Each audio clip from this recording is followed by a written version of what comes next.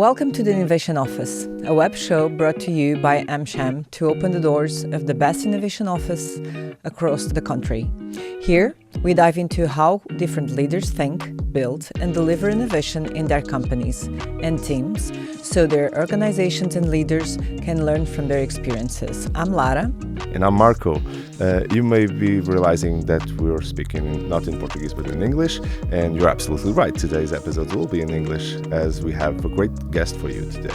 Today's guest is a creative powerhouse whose work blurs the lines between art, technology, and live performance. Tupac Martir is an artist, a storyteller, and the founder of SATORE Studio, a multidisciplinary collective known for its jaw-dropping visuals, immersive experiences, and collaboration that spans fashion, music, and cutting-edge tech. At SATORE, Tupac wears many hats, from creative director to visual alchemist, leading a team that worked with names and brands such as Alexander McQueen, Vivienne Westwood, Beyoncé, Jaguar Land Rover, and Coachella. Whether it is a virtual concert, an interactive installation, or an outwardly runway show, SATORE Studio brings imagination to life in ways that make you go, wait, how did they ever do that? Thank you so much, Tupac, for joining us today, and welcome to our humble office. Thanks for having me. I always feel weird when people talk about my about what I do. Thank you I very always much. love hearing your stories, so it's going to be a fun, packed episode, I'm sure. Yeah, that's great. So, Tupac, when you think about innovation in art, what does that mean to you? Oh, God. So, if you think about it, art's always been innovative, right? If you... I wrote my dissertation on Leonardo da Vinci and the fact that he didn't exist. Okay. as we know him, right? I more like he was just a powerhouse who surrounded himself with a lot of studios and a lot of things that did things, but he was the main vision of that person, right? Mm-hmm. One of the biggest things that he does is, obviously, he was someone that was always painting murals, mm-hmm. right? But then the trade starts coming to Venice. Yeah. And suddenly, it's how do I sell paintings that can go on those boats and go somewhere? So the innovation is put it on a canvas. And suddenly, canvas painting becomes a thing. Okay. Before that, if you think about it, all the commissions, a lot of them, most of them, will happen in buildings. And suddenly they have to travel. Suddenly they have to go out. So if you take that from the beginning of how art is always innovating, art is always trying to find a new way, trying to communicate. If you look at what we now call contemporary, and I don't even know what contemporary is anymore, to be fair, but if you look at some of the things that happen in Biennale, if you think like some of the stuff just happened in Arsenale, like there's so many elements that come from the art world that eventually delve into other parts of the world. Yeah. Right. Mm-hmm. I have a really good friend who's a mentalist, and you don't realize how much like magicians are innovators, how many patents are actually owned by magicians. Oh, that's true. And so I think that as a way of communicating, I always say that I don't know how to do anything else. I'm stuck in this job in a certain way because I literally have no idea.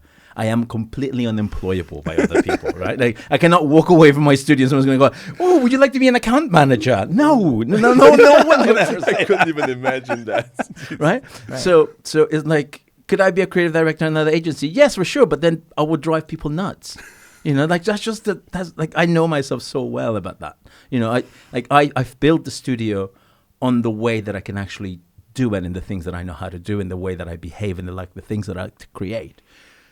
Because that's the only way I know how to do it. And part of it is this idea of squandering the internet, squandering forums, Substacks, looking for Reddit, looking for patterns around different things that I go, oh, that's a really interesting thing. And then pulling that little ingredient.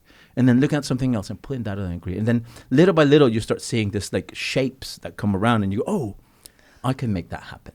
Oh, that's a really, it's, I went to art school, right? I went to art school. I learned how to paint, draw, photography, etching and what we used to call digital art in the late 1990s, which is completely different to where it is right now. But the part that always grabbed me about it was how I could intersect my painting with my photography, how techniques of my drawing could go into my etching, how elements of my sculpture can go into my painting. And so how all these elements put together, and then suddenly we got to the point of the stuff that I was doing in digital art and how I can grab all these techniques and bring and put them together into that space. Like that for me was the interesting element. That's, you know, why did I go to school? I went to school for that. I went to school to learn all these different elements that came from what I would call the classic arts.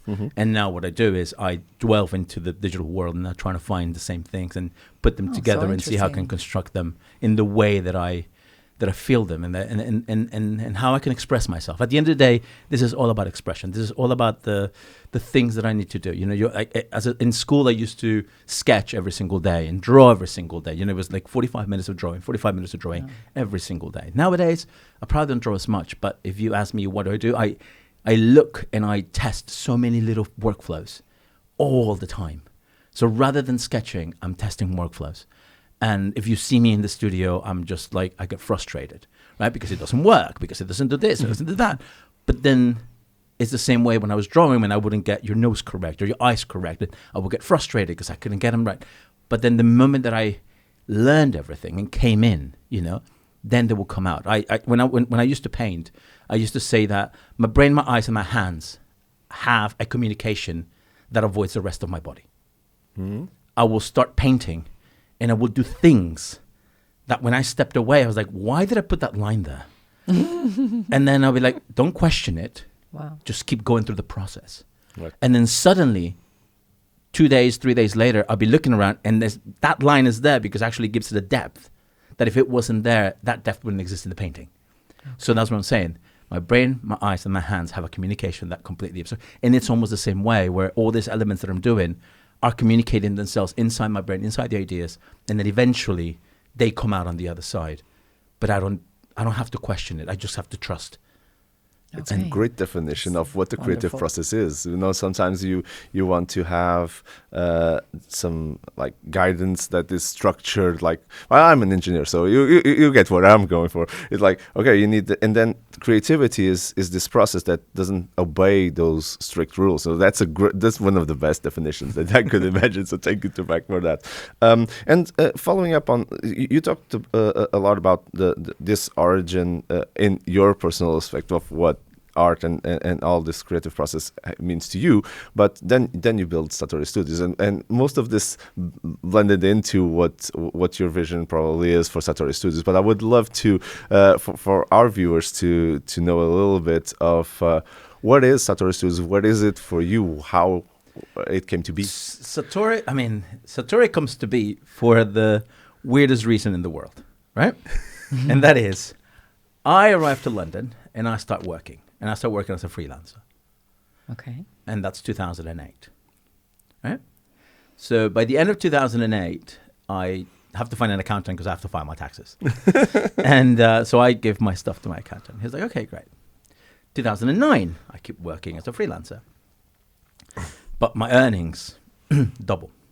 Okay. And then we get to 2010, and my earnings double from that. But not only that, now I'm asking people to come in and cover me for jobs. So suddenly I'm hiring people. And when I turn in my stuff to my accountant in the period of it, he looks at me and goes, you are on that threshold that if you think that you're going to go one step above it, the way that you're going is you're doubling. But next time that you double, you're in the land of a company.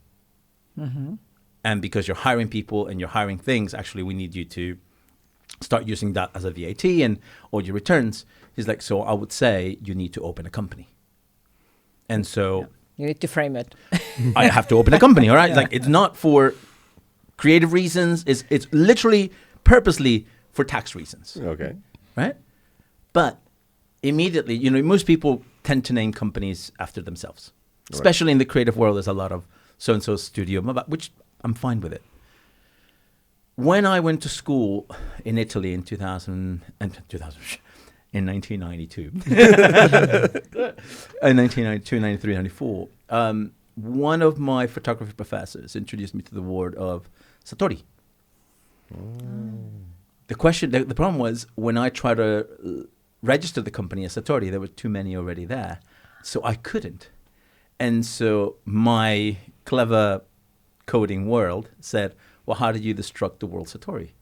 You write it as an S-A-T, the O with a thing, the R, and then the E backwards with the accent, because that's the way that you write it phonetically. Right. And so I said, well, that gives me the word satori. And so that's why I was like, I'm going to call it SATORE Studio, so that way you could do it. I could do it that way. So it always lives in the essence. It's always a satori, but the way that it goes out, and at the end of the day, is almost like that joke in itself, because satori is something that is beautiful but is not perfect, and so it almost kind of fits the same way. And so that's, but then I say, okay, now this becomes a vehicle, right? And as we entered 2011, I remember that I knew for a fact that I wanted to do Nierka. I wanted to do my first opera. And so the ethos that goes into Nierka is the same ethos that goes into satori, which is innovation, which is breaking models, which is breaking boundaries, which is using technology, using humans. At the end of the day, I use a lot of technology, but in the deep down of it, it's always done by a human. The computer, the digital element is never the highlight. We use it in Nierka for a moment where, you're looking at all this technology going, oh my God, yeah. But at the end of the day, there's 8 humans moving the screens, Yeah. So Yeah. it's always had to have that element of the humanity. And so there's always a joke that I bring humanity to technology, to try to understand how a piece of tech by itself would never be able to do it. The moment you combine it with a human, then that's really where the alchemy happens. And the new elements arrive. So you're talking about all those elements that satori is known for mixing, like technology, performance, human touch. And so how do you decide the balance between all those elements? It's like cooking. It is. This is the closest thing to it is cooking. Doesn't need more salt, doesn't need more pepper. Oh God, I would put too much pepper. All right, now I need to cut it with some lemon. And you start finding every single element. You have a roadmap about where you want to get to. Right. I always tell people that when I look at something, I say, I'm going that way. Right? That way is, that point over there is something. Now, that point over there could be 2 degrees to the left or 2 degrees to the right. But at the source of the beginning, it doesn't feel like it, right? If at the beginning I go to 2 degrees to the left, I'm going to end up over there. Right. So, it's like, okay, I'm going that way. And on my way over there, I might deviate myself to where I'm going because I'm learning things, because there's happy accidents, because there's a new thing that I see or something that I read. I never forget this. I was doing this show, and as I was writing it, I was reading a Murakami book. And there was one phrase in that I was like, to them it. And I grabbed everything that I had written and I destroyed it. Really? And I put it away. And I started writing the entire piece again from scratch. Oh my. Because I said, I don't want to have something that I can go back to, because I'm going to go back to the same thing. I know where the story needs to go, but I'm taking it the wrong way. And I don't want to have that as an element that I can anchor myself. Oh God, but that takes courage. But being an artist takes courage. That's true. Right? And to the point that, about courage, and love the Murakami reference. I could imagine if I would be building something and reading Murakami wasn't well. He's a genius, and I can relate to your point. But the risk taking part as well. So I know you for a while now, and when I think about breaking boundaries, this takes risk. But when I think about breaking boundaries, I think about you, because you have this amazing way to go there and just test it. And to our viewers, I think your experience is amazing. So what it is for you to push boundaries? How do you get that confidence to create outside, to paint outside the lines of everybody else, like you were saying in your stories just now? Right. So before we start that, let's break two things, right? I'm a courageous human being by the things that I do. Yes. But I will never call what I do a risk. Okay. Right? Fair. Risk is someone who is in a war zone trying to get food to their kids. Okay. Yeah. That's risk. Perspective. Yeah. Okay, good. Yeah, you're right. What I do is I'm an absolute moron who understands very widely that I am allowed to fail. Couldn't frame it better. Yeah. Yeah. So I always joke that I am a sadomasochistic human being, right? I mean, honestly, in another life, I will probably be a dominatrix. Why? Most of the world is known to hate public speaking, right? It's one of the biggest fears that people have. Right. Like, more people are scared of public speaking than dying. Which is always really funny because you go, the guy who's giving the eulogy is scared shitless more than the person who's actually dead, which just blows my mind. But so what happens is most of the world is scared of taking a risk, right? Of doing something that they don't feel comfortable with, right? I, by some miracle that John Thien, who was my professor in college, saw in me, instigated in me, that you need to run into that wall. Because there's a hole in that wall that might be the size of a needle, and you need to run to that and squeeze yourself through it. And it's going to take a lot of attempts to make it happen. Yeah. Which means you're going to fail on a regular basis. Mm-hmm. Now, most people hate failing. Yeah. That's why you don't go into a coffee shop by yourself and sit down, or a restaurant, or you don't ask that girl at the bar, or you don't go for that job, or you don't try that other thing because you're scared that you're going to fail. Yeah. And so you much rather stay in the place that is safe than taking that risk. Yeah. Right. I'm completely the opposite. I wake up every day knowing that I'm going to fail. I know actually that the possibilities of me finding the right answer are 1 in a million. And my job is to actually work as hard as I can to try to bring down those odds. Yeah. And so I run every single day, and I run into, and I must be a nightmare to be with me, right? Yeah. Because I come home so many times completely destroyed, because you're putting your soul and you're putting yourself every single day through these things. Yeah. Yeah. We speak a lot about that in these conversations we're having with leaders and with innovation leaders about that fear and but we also link that to culture. Do you think that there's some countries that fear more taking that, step out of their comfort zone, and then others? What do you think about definitely. that? I mean, if you think about it, if you think about how okay, let's grab any company, right? Mm-hmm. If you're in a company and all of a sudden cash is tight, are you going to put it into something that is very difficult and you don't know what your returns are going to be? Or are you going to put it in a safe space where you're going to be able to get a return? Yeah. Not massive, but you're going to get a return into it. Yeah. The second one, right? Yeah. When in reality, the chances of exponentially building something better is the other side. The problem is there's also an element in this side that you don't know, and the unknown is the one that kills us, right? So for me, it's the other way around. Yeah. For me, it's this thing of how can I look for different things? How can I find these patterns that no one else is seeing? Despite failing. Despite failing. Yeah. Because, as my father says, ask for anything that you want because the no is given. Yeah, that's true.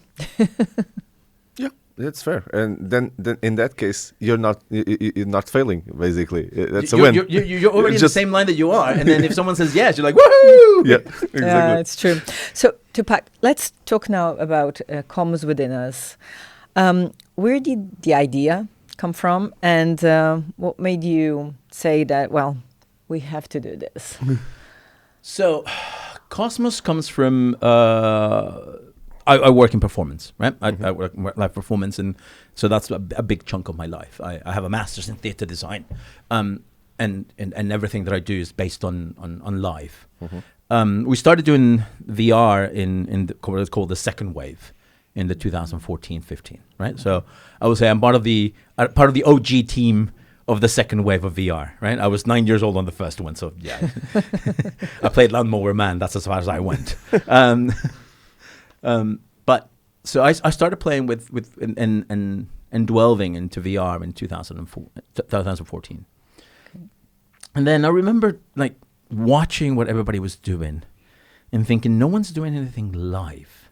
You know, the closest thing was the DV8 group, and they were doing some interesting things they did an Alice in Wonderland piece, and they did horrifically, and they were kind of going that way, but not the way that I saw. And then there was Draw Me Close by the National Theatre, which was also doing something like something within performance, but not the way that I wanted to. And so I was like, is it possible to do a cinematic way of seeing someone's live with a live actor, with live musicians, conducting the piece live, observing what's happening, and having the thing that nobody has, right?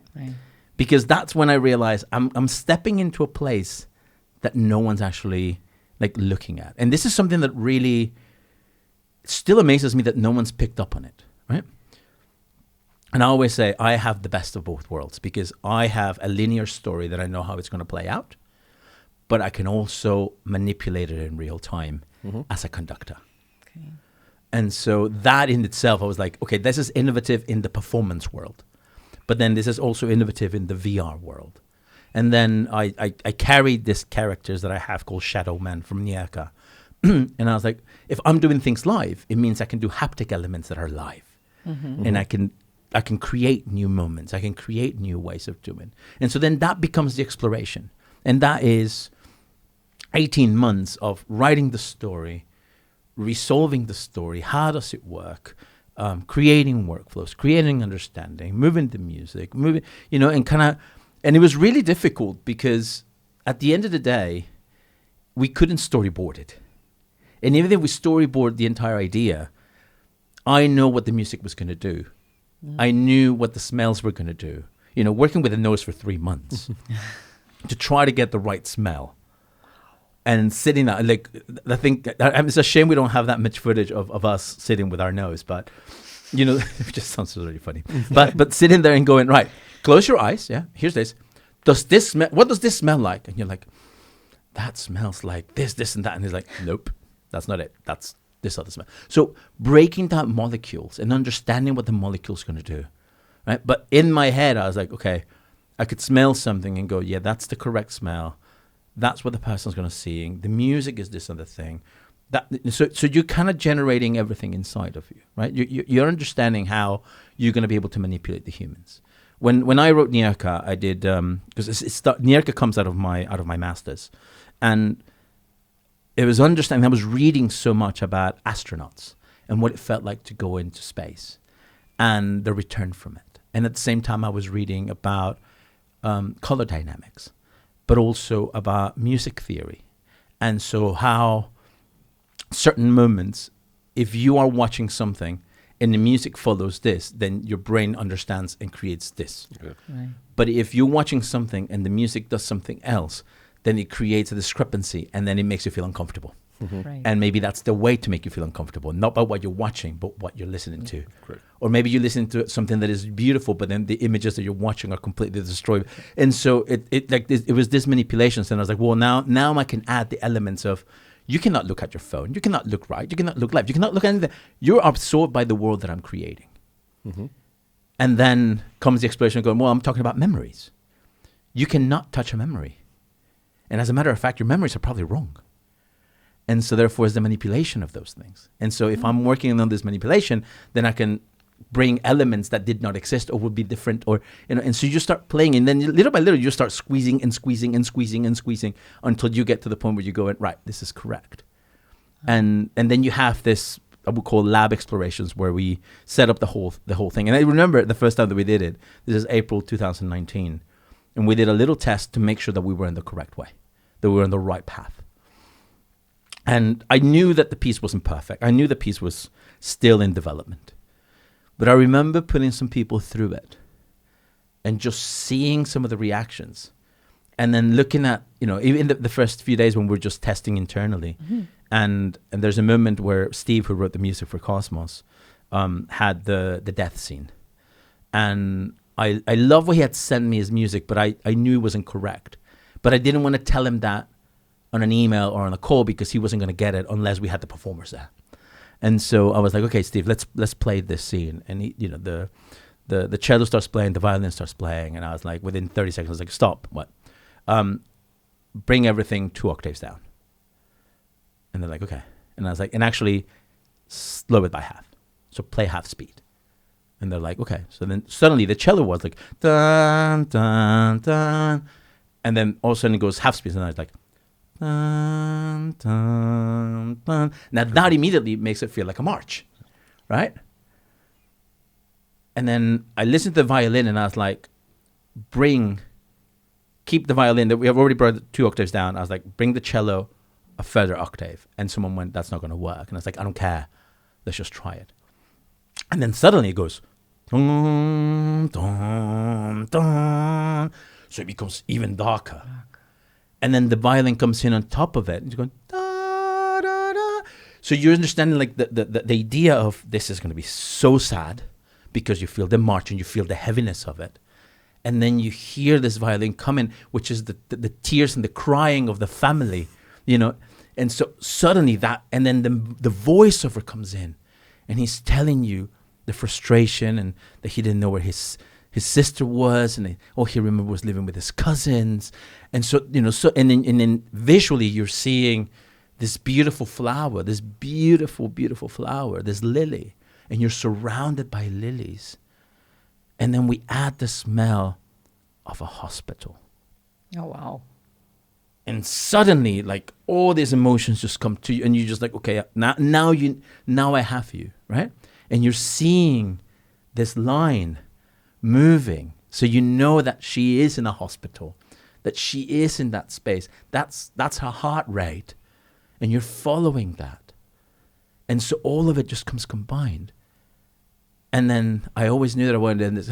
So when the flat line happens, when it goes, yeah, that flat line actually ties very well with the trumpet.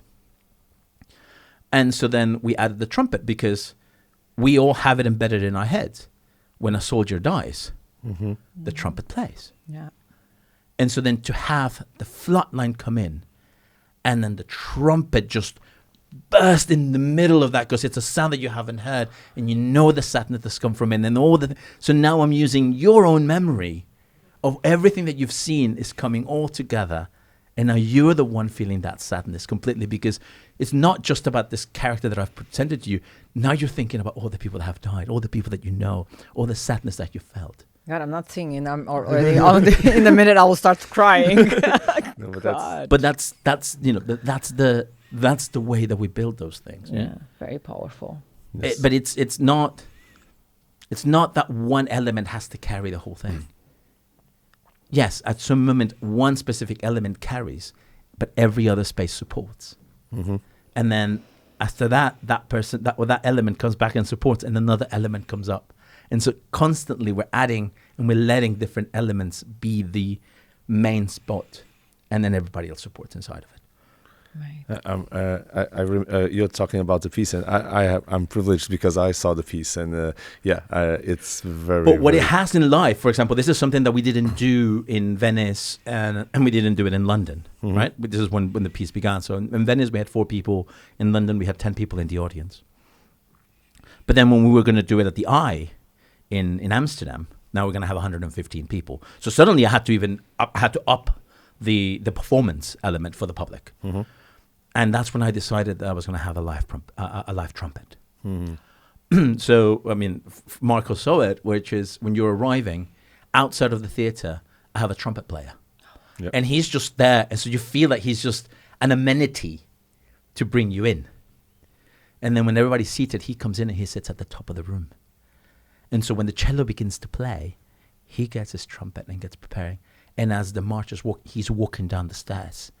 And then by the time the flatline comes in, I go and he starts playing that. So suddenly you have this element that the trumpet's not coming through your ears, it's coming directly from it. So it's how you start playing with all the people, and how you, especially when you start moving to an audience, the space, and you go in, right, I have a person in a headset, and we all 14 of us are performing to the headset. Right. He becomes one of us, and now he's performing to the public. And it's now, how do I make this entire thing reach the public in a completely different way? And so, for example, we know the way that we wrote it is, we know that the climax for the audience is different than the climax for the for the headset, right? The interactor has a different climax. The audience actually climaxes before. Wow. Yeah, because they're seeing the entire thing. They're seeing the entire thing, yeah. I mean, it's the dancers, the shadow man will always turn around to me and go, and it's like that person's just crying, like they're bawling. Yeah.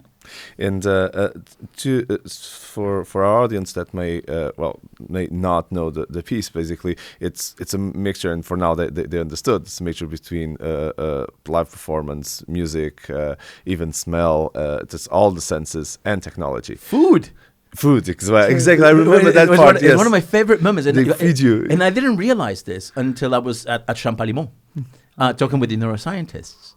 And there's this element where everything that you've been told your entire life is that whatever's on the screen you cannot touch. Right? You might touch the screen, but you cannot grab what's in the screen. So suddenly the interactor gets presented with a juice box by your grandmother. And most people at the beginning are like, do I... And they stick their hand out, and obviously we give them the juice box. So suddenly it's like, okay, juice box. You're at VR sets in your head. A virtual juice box is coming in. You reach for the virtual one, and then you grab a physical one. And then she comes with cookies. Oh wow! And we're like, it's hot. So people go, obviously they're not hot. We're not that dumb. And then they grab the cookie, and so they're having a cookie and having the juice box. Now the other thing is, at that moment in the story, you are 4 years old, right? Mm-hmm. And you're seeing the world from a 4-year-old perspective. So your grandma's really tall, and the world, but also, the only time that you have a juice box and a cookie is when you're a kid. I've yet to see an adult go and grab a juice box and a cookie, right, for breakfast. Like that just doesn't happen unless you're with a kid. Yeah. And so, and this is what some of the neuroscientists were explaining at Champalimont, is that we are breaking a new barrier for those people. And so we're actually creating new connections in the brain. And I didn't do it for that. I did it because of, I thought it was a really beautiful moment. And so, and I needed to place a bracelet on you. And so that's the moment that we anchor you to that feeling. And if you have, I have so many videos of people having the cooking, and the smile in their face is huge. And for me, I was like, oh my God, they're so happy. I want to anchor them in that happiness, because the bracelet is meant to be that happiness. And so we put the bracelet, and so we anchor people into that space. When people leave the piece, they just go, oh, I need to give you this. Like, no, that's for you to keep. And it becomes almost like a scar of, I've done Cosmos, and you have a bracelet. And the amount of people that still send me pictures of their bracelets, that they've put it in altar pieces, that they put it in, that when they see it, they like, in moments where they feel lonely, they put it on. And so, so all of a sudden you're doing all these different things that go beyond the piece. When we were doing it, we sent the music to the artisans, because I work with Mexican artisans, with Huichol, and they made the bracelets listening to the music that we were creating, and then they sent them over. And so to think of this connection of an artisan who lives in the middle of the mountains in Mexico, who creates this piece, and then this thing might be in Japan and has a completely different meaning to that person that's taken it. Like that's the transcendental element that we want to create. Oh, it's amazing. Amazing. And So I could pick up on so many things, but I just wanted to pick up on one thing, because we're talking about a lot of technology, and you started with Cosmos Within Us in a lot of VR and other parts, but then came this huge AI space, and I know this is something that you love as well. So how do you see things in terms of AI and in the creative workspace, and what can you build with it? Because you did such amazing things with just these piece of tech in creating a new world and a new experience around VR, and now you have AI. So what's your thoughts on that? So this is really funny, right? So you know the story I was telling you about Leonardo? Uh-huh. That's exactly where we are again. Oh. Right? Yeah. Except that instead of surrounding yourself with a bunch of studios that are doing these things, I'm surrounding myself with a bunch of AI that can actually come in and do some of the work that I need, right? Okay. So I would never be of the idea that whatever comes out of the AI, out of the models, should be the thing that I present, right? That is, once again, it needs to come from technology through the human element out again. When I started delving into digital art in the late 1990s, I would take a picture and I would grab and develop my film. And then I will grab the film and I will paint on top of the film. And then I will develop that picture. And then I will grab that picture and I will digitize it. And after digital, I would do another print. And then I will maybe add another type of paper and I will shoot that picture again. And I will print it and I will digitalize it again. And so there was an entire process of that, right? Until eventually I arrived to the image that I wanted to have, and maybe I combined it with something else, that kind of thing. So now this is exactly where I feel myself, right? I like the idea of going into the models, going into and playing with comfy and playing with runway and playing with all the elements that are coming, right? And then grabbing it and then pulling it out and working around it and doing something else and bring it back again, right? So I see him as assistants. I see him as studio assistants. You know, at the end of the day, Leonardo wouldn't paint the whole thing. Right. He will tell them, prep this, do that, and then he will come in and maybe end some elements. Or he will tell somebody, please start understanding the human body and dissect and cut bodies and do that and have those. And then I'll come in and understand what are the possibilities from it. And then we'll have the studies and all that kind of thing. And then those studies will go into the paintings that we're doing next. Yeah.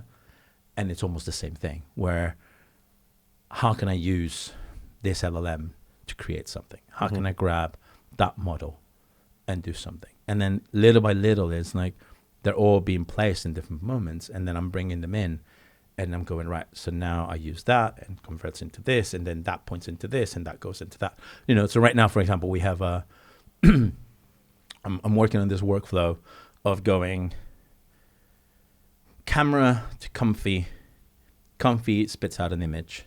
That image goes into Touch Designer. Touch Designer processes through a whole lot of things. Comes out of Touch Designer, it goes into another comfy node. That comfy node does a bunch of other things. Comes out on the other side, goes into a Notch project. The Notch batch gets through, and then it comes out on the other side, and then it gets processed, and then it goes out. Right? That is technically all digital. Right. But I'm using techniques like, or tools like Touch Designer and Notch that are now have been with us for over 10 years. Yeah. Right. And so suddenly there are more of a, I would say, humanistic element of the things that I can manipulate by the things that what I want to do, and adding and going, right, so this is going to go and that's going to go actually to your keyboard. And, you know, from the MIDI keyboard, you know, now you're playing music and that's functioning this way. So there is that human element that is transforming that thing. So being able to use those things as building blocks, right, in order to create something. But it always has to go through a human before it goes out. No, and there's a big trend in AI. Exactly, that is the human in the middle, maintaining the human. It's not a matter of control; it's a matter of you're part of the process, right? The process still augmenting, exactly. Yeah, augmenting the human capability. Humanity. Yeah, love that. That's really good. So you have coined the term performative art. Yeah. So what is it, and how is it changing the way we think about live performance? So performative art comes from this idea when we started doing Cosmos. about a performance that happens in different realities. Right? So in Cosmos, we have a virtual reality, which is our interactor, and we have a physical reality, which is our audience that is watching us. Right? So the audience and the interactor, so the audience sees what the interactor sees because they're seeing the headset projected. Yeah, they can hear what the interactor hears because everyone has headphones. So everyone hears exactly what he said. But we also have an 11.2 surround sound system. So there's an external layer, and then we're going to call the interior layer. But the audience also has the exterior layer and the interior layer. So they can hear what he hears, and they can see what they see. Right? The only thing is, the interactor is the one that chooses what the audience is going to see. That's the only difference, right? But the interactor doesn't get to see how we're making the piece.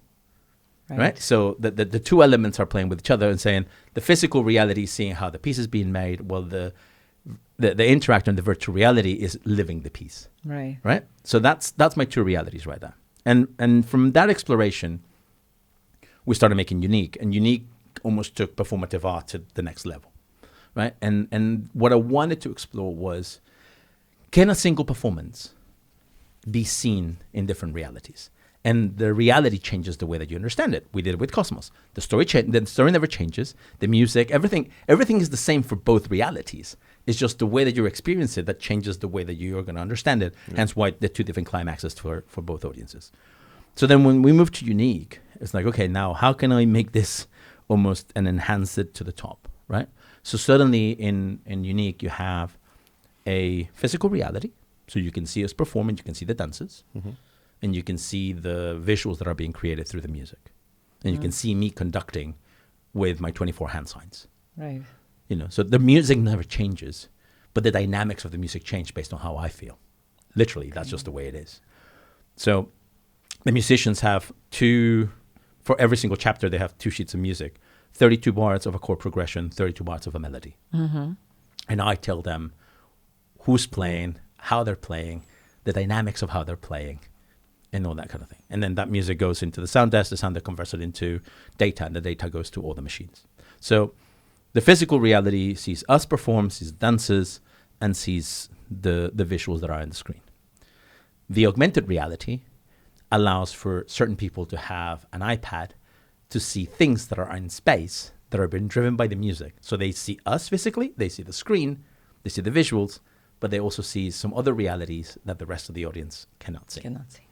Then we have a virtual reality of people that are in the space who can hear us perform, but they're now living in worlds that we've created that have nothing to do with the visuals that you're seeing. And they are moving in these worlds, and the way that the worlds are being created are created by the music in the way that we're making it. So the dynamics of the music creates the worlds that we're doing. Yeah. Then you have what I call the stream reality. And that is, you're at home and you're watching the stream or your television or whatever it is. And so we have 3 cameras that are showing you the physical reality. They're showing you what's happening on stage. They're showing you the visuals. But also it has an entire AR layer that is different to the AR layer that the people that have the iPads. Right, yeah. So now at home, you get to see something that the people that are actually in the venue did not get to see. So now the experience at home is as relevant as the experience of being physical, of being in the digital space. And then we have what we call the remote reality, in which I give you a code, you go into your mobile, your iPad, your computer, and you're moving into the worlds that we created, which are similar to the worlds of the people that are in VR, but you're seeing them from home, wherever you are in the world, and they're being dynamically changed by what I'm doing on stage somewhere else in the world. Oh, wow. So amazing. Suddenly it's like the music is not changing. So everyone gets to experience the music. Yeah. It's exactly the same music for every single reality. But what changes is, how are you experimenting that? Yeah. And wherever you are. So I always say, my grandma would see it in television. She would see the stream experience. My mom would like to see the physical experience. My cousin would like to see the AR experience. My nephew would want to see the VR experience. And my other friend or my other nephew would like to see it at home and play at home, And so suddenly the point of entry changes. So you don't have to be scared about the technology. I allow you to come in any point that you feel comfortable. And then hopefully And this is something that happens with us with Cosmos. But people will come to the audience and say, I've never tried VR, but now I want to be the interactor. And it's almost the same thing. I was going, okay, whatever feels comfortable for your next step. Yeah. That's what we should do. You know, and that, for us, that is the importance of performative art, is finding different points of entry that people are going to have in order to tell the same story. Yeah. Make it unique. Make And it if personal. of course, but if you look at broadcast, if you think where we're going with the Olympics and the NBA and everything, And this Formula One. this is exactly what I mean. Yeah, Formula One. We don't talk about that. Okay. For NDA reasons, we don't talk about that. Okay. but the thing is, technology is the same for everybody. Hopefully, accessible to everybody. But it's going to be unique as the way that there's so much ways for me to interact with technology, and the way that you made unique is amazing. Exactly. But I think that's where we're wrong. The technology is not the same for everybody. You know, and we learned this in pandemic.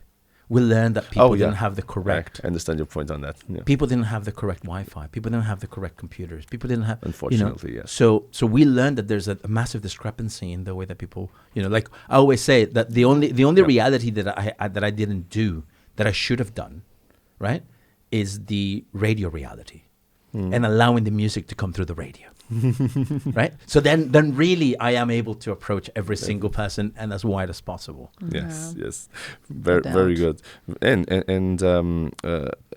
you're talking, one thing is touching every point of technology, but one very interesting aspect as well that is underlying in everything that you've been saying in this episode is the industries, right? So there's so much areas here that connect science, technology, art, and I think you say, I don't remember which interview you did, but you're an alchemist basically. You're connecting all of these things, and that's kudos to you, because it's a very hard job to do. It's a very difficult path to be in. So congratulations on that. Thanks. I mean, it's I don't think that I think about it.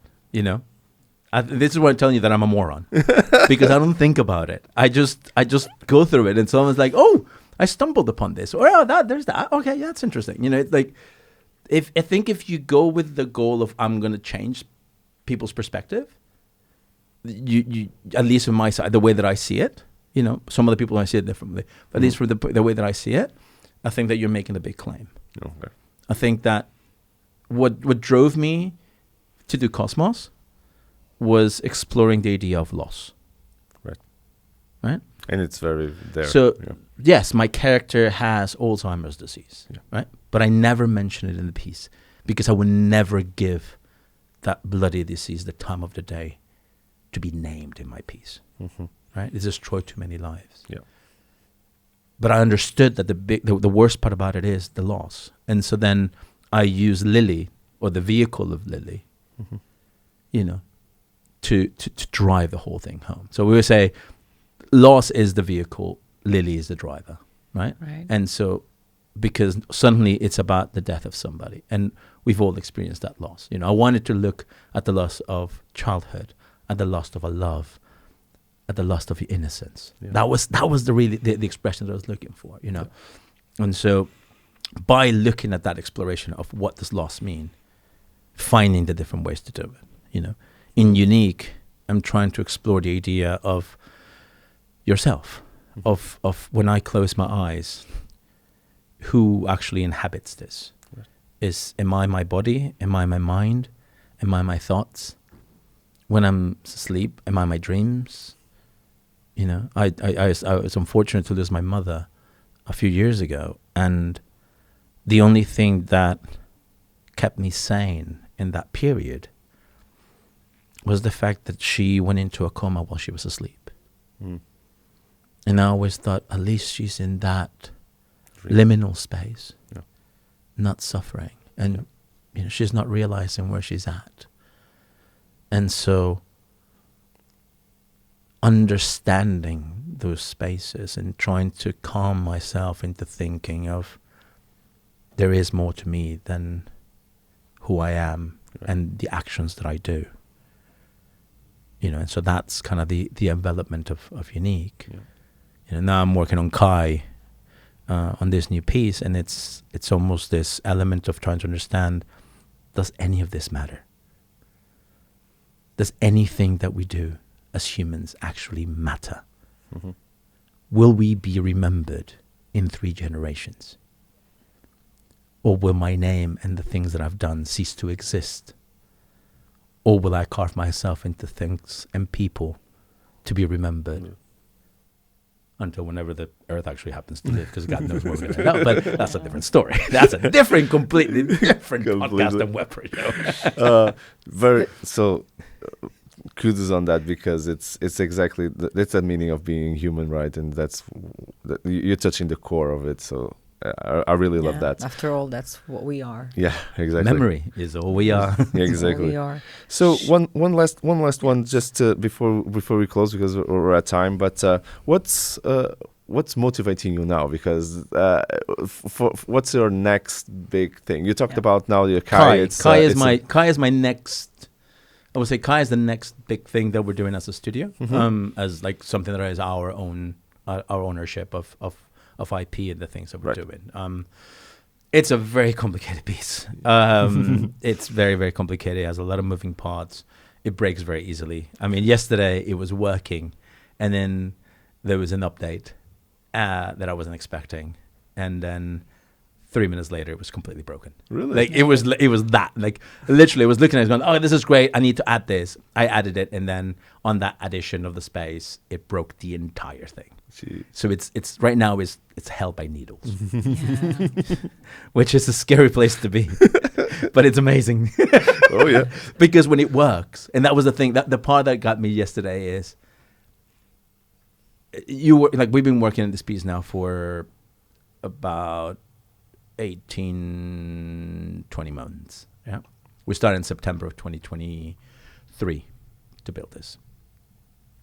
And there's a lot of effort. There's a lot of people working on it. There's a lot of things that you're trying to tie together. And then yesterday, for that 2.5 minute, 3 minute period that I started working, I just went, it works. It works. It broke. Fine. But I seen it I work. can see that we're going into the right path. Like there's nothing funnier that all of a sudden I'm having this conversation with the actor, who's not really an actor, and I'm getting all this feedback from him, and he's telling me things, and I'm just like, oh Jesus, this is amazing. This is incredible. This is going to be so much fun. We're going to fix it, and we're in the path, But it's like, it's so interesting, I'm obviously I'm always writing new pieces, and I'm always writing new things, and I was going to ask you about that. Do you, when you have a project, do you focus totally on that, or are you already creating pipeline, like thinking about things that you want so much to create? I probably have about 6 or 8 different projects that I'm writing at the same time. Oh wow, yeah. Poof. Yeah. So many times, like many ways, sometimes I'm waiting for technology to catch up with it. Wow. My thought is so ahead, and I'm like, okay, I need to wait for technology. Jesus, come on, guys, hurry that up. We're working on that. But that's just the way it is. And like I'm currently writing another piece, which is, when I explained it to somebody, they were just like, "You want to do what?" Like I know that right now. I'm like that with you so many times. Like I know it's not there yet, but give it a year, and the early moments of what we need to do are gonna arrive, and we're gonna be there, and I'm gonna be able to make this thing. But that's always the way it's supposed to be. Yeah. Oh, that's great. That's I think great. I'm amazed. Well, thank you so much. That was really impressive. Yes, for sure. Okay, and that wraps up this episode of the Innovation Office. Today we explored a scientific yet quite entrepreneur perspective on innovation in art from Tupac, and how that is so important for our humanity. Thank you so much, Tupac, for everything you shared. I'm sure it was incredibly inspiring for everybody that was watching us today. Keep up breaking the boundaries in art, creativity, and performance, because it's always surprising and incredible to hear your work. We're all looking forward to seeing your next piece for sure. And a special thank you note to Mel for having us in this great studio and for partnering with us in this initiative, to our amazing media partner Sapu, and of course to all the innovators who tuned in and watched us, and for all your support. You know the drill. This door will open again in 2 weeks for the next episode, and we are counting on you to join us. Until then, keep building the future.